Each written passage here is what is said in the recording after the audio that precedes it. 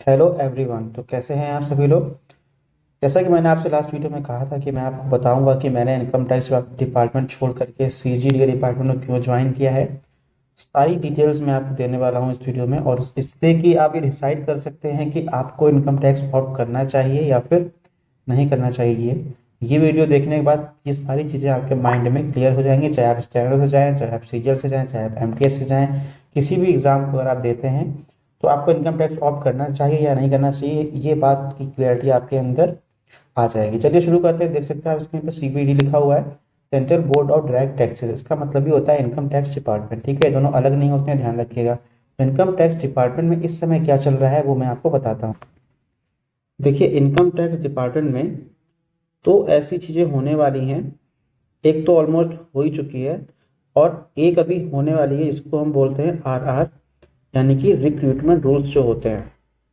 ठीक है ना, रिक्रूटमेंट रूल्स आने वाले हैं और उसके आने के बाद क्या होगा कि जो प्रमोशन की पॉलिसी है वो काफ़ी हद तक ख़राब हो जाएगी। यानी कि अगर आप मान लीजिए आज आप स्टेनो बनते हैं, ठीक है, ग्रेड 2 बनेंगे, पहले आप स्टेनो ग्रेड 2 बनेंगे, ठीक है। तो स्टेनो ग्रेड 2 से आपको स्टेनो ग्रेड 3 तक पहुंचने में स्टेनो ग्रेड 1 तक पहुंचने में अगर आप न्यू आईआर को फॉलो करेंगे तो कहीं ना कहीं आपको 10 ईयर्स जो है लग जाएंगे, 10 साल लग जाएंगे। कितने साल लग जाएंगे? 10 साल लग जाएंगे, ठीक है। और अभी क्या होता है कि अभी जो आरआर है हमारा, उसके हिसाब से अगर हम देखें तो स्टेनो ग्रेड 2 अगर आप ज्वाइन करते हैं इनकम टैक्स में, तो स्टेनो ग्रेड 1 बनने में आपको 3 ईयर्स लगते हैं। कितने साल लगते हैं? सिर्फ और सिर्फ 3 ईयर्स।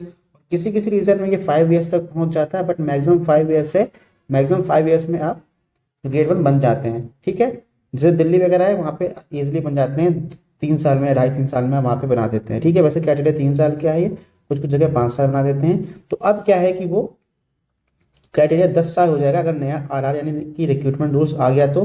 और इसके बाद आपको इंस्पेक्टर बनने में 5 साल और लगेगा, ठीक है। अगर आपको आईटीआई बनना है, इनकम टैक्स इंस्पेक्टर बनना है, तो वो बनने में आपको 5 साल और लगेगा। यानी कि जो काम आप 3 से 5 साल में कर सकते थे वो करने में आपको 15 साल तो लगेगा ही लगेगा, ठीक है। और जो पहला रीजन था वो क्या है, वो ये है इसकी ट्रांसफर पॉलिसी। नहीं, ट्रांसफर पॉलिसी जो है इसकी वो पूरी तरह से खराब हो चुकी है। एक तरह से ये कहिए कि उसमें बैन लग चुका है। अब जो ट्रांसफर मिलता है वो लोन बेसिस पर मिलता है। लोन बेसिस यानी कि जैसे कि आप किसी से लोन लेते हैं तो आपको 3 से 4 साल या 5 साल में वापस करना पड़ता है, से ठीक उसी तरह से अगर आप यहाँ पे ट्रांसफर लेते हैं तो आपको 3 या 5 साल में वापस आना पड़ेगा, जिस भी रीजन से आप गए हैं यहाँ। जैसे कि मान लीजिए आप तमिलनाडु में हैं, वहाँ से आप यूपी आए, ठीक है। 3 साल आपको रहना पड़ेगा, फिर वापस आपको तमिलनाडु जाना पड़ेगा। और बहुत ही एक्सट्रीम रीज़न है, आप अगर में कोई बहुत ज़्यादा बीमार है तो उसको बहुत ज़्यादा एक्सटेंड कर सकते हैं, 5 साल तक कर सकते हैं। उसके बाद तो वापस जाना ही पड़ेगा। चाहे आप इंडिया में कहीं भी रह लें, आपको वापस जाना ही पड़ेगा। आप परमानेंट ट्रांसफर कभी भी अपने होम टाउन में या फिर होम टाउन के आसपास भी नहीं मिलेगा। अगर आप किसी एक स्टेट में हैं तो हमेशा वहीं पर रहेंगे, क्योंकि इनकम टैक्स डिपार्टमेंट जो है रीजनल है पूरी तरह से, ठीक है, पूरी तरह से रीजनल है। और एक ही रीजन के अंदर आप रह सकते हैं, उसके बाहर नहीं जा सकते हैं। तो ये दो बहुत बड़े रीजन हैं जिन्होंने बच्चों को बहुत ज़्यादा परेशान करके रखा हुआ है। ये जो है लागू हो चुका है, अप्लाइड है।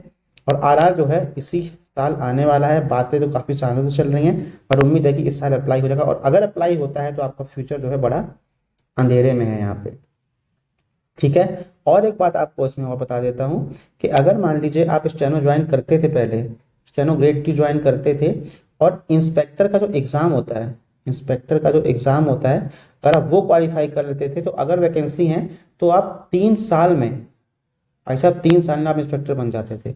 बट अब न्यू आरआर आने के बाद आपको लगेंगे 15 साल। एनी हाउ आप चाहे कुछ भी कर लें तो प्रमोशन भी काफ़ी ज़्यादा इसमें खराब हो चुका है, ये समझिए, अगर आरआर आ गया तो कहीं ना कहीं ये सारे रीजंस हैं जो मैंने देखे हैं, इसकी वजह से कहीं ना कहीं मैंने डिपार्टमेंट छोड़ने का डिसाइड किया और सीजीडीए क्यों ज्वाइन किया, क्योंकि इसमें transfer policy all over India है। आप कहीं भी यहाँ पे जाके सर्व कर सकते हैं और अपने होम टाउन में भी ट्रांसफर ले सकते हैं, ठीक है।